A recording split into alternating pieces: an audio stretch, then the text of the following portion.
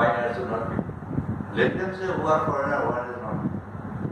Why NRC has not been scrapped by everyone? The concept is there. That's the reason for which I say, if you prepare for the whole of the India, yes, NRC is not only for Assam. NRC is not only for Assam.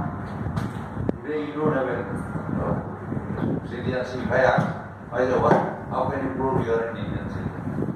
Can you prove it? That's why you have to be.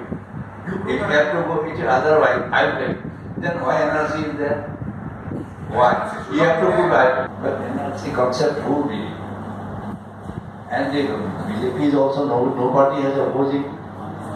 Even the NRC, that provision is still there. NRC has not been said that it confined to Assam or one or two states.